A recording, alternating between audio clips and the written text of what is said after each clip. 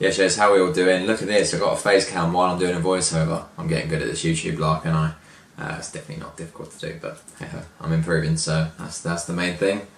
So today's video, I'm just going to be breaking down my leg sessions. So I do two leg sessions, leg session A and leg session B. God, that's a bit of a tongue twister. And this will be my leg session A. So first exercise is hip adductors.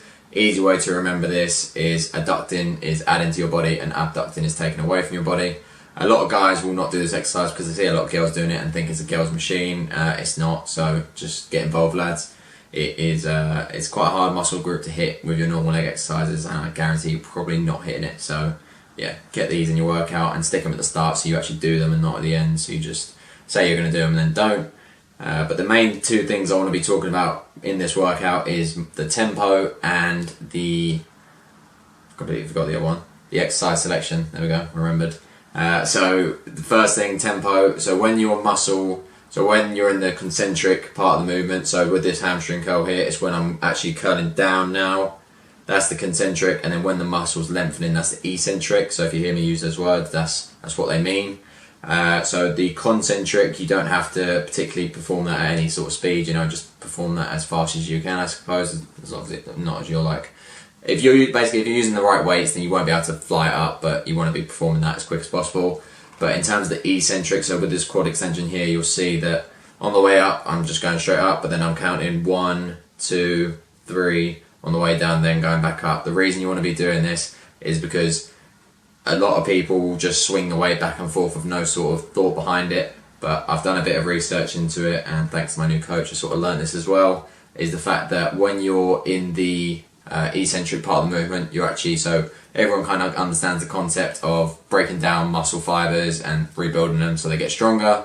So when you're in the eccentric phase of movements, you're breaking down a lot more muscle fibers, you're just using a lot more muscle fibers, so you definitely want to control that on the way, and you want to spend longer in that eccentric phase to obviously break down more muscle fibers, as well as you then when you're in the concentric, you use up more energy. So you're in the eccentric, you're using less energy but breaking down more muscle fibers. So that is the main key as to why you want to slow down these movements. Again, with this machine here, so this is because I don't have like a pendulum squat. By putting my feet in front of me, I know a lot of people give stick to Smith machine squats, but this is more sort of a quad focused squat. So because I'm putting my feet then in front of me, quite a bit in front of me, you can't really see because my feet are cut off. This then emphasizes the quad more and allows me to get into that full range of motion and fully lengthen the quad, which kind of swings me on nicely to the next point as to why I put my isometrics at the start of my movement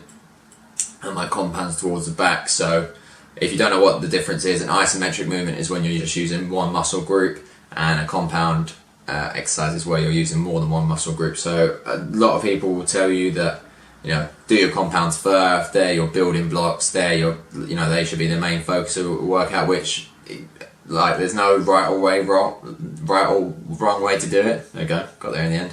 There's no right or wrong way to do it, but the reason I will put my isometrics first is because, again, going back to that eccentric and concentric, when you're eccentric, you're lengthening the muscle, and when you're concentric, you're shortening the muscle, right? So if you've got a bicep curl, you're concentric and you're getting the muscle really short here, and then as you lower the weight, you're then lengthening the muscle. So the reason you want to put your isometrics first is because these isometrics will allow you to fully lengthen your muscle within that full range of motion. So if you think about your quads, if you're doing a squat, although it will hit your quads, we're just talking about the regular squats here, not the ones I was doing.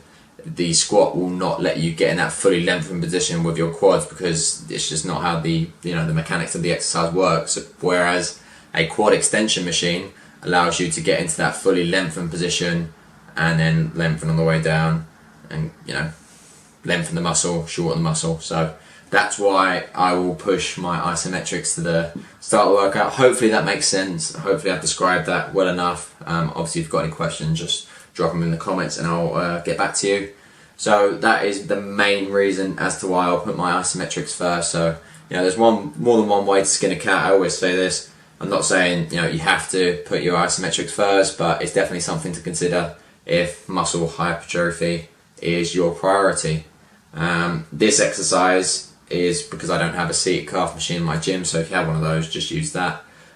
This actually, surprisingly, I thought this was going to be really awkward to set up, but it actually wasn't, so luckily the gym was quite quiet as well. I suppose that kind of helped, but yeah, this was a nice little exercise that I kind of made up because I was meant to be doing seated calf raises, but obviously I didn't have a seated calf raise machine. So yeah, that's pretty much why I structure my leg workouts like I do. And as well, it's also a good sort of bonus point. Mind to muscle connection, again, with muscle hypertrophy is so important. So by doing all your isometrics first, when you're actually doing the compounds, you feel the muscles working a lot more. So I see a lot of people and hear a lot of people saying, like, say with a bench press, they won't be feeling it in their chest much. So by putting these isometrics first, you'll then actually, when you come to do the bench press, of course, you won't be able to lift as much weight, but you're going to feel the chest working a lot more. So yeah, it's definitely something to consider.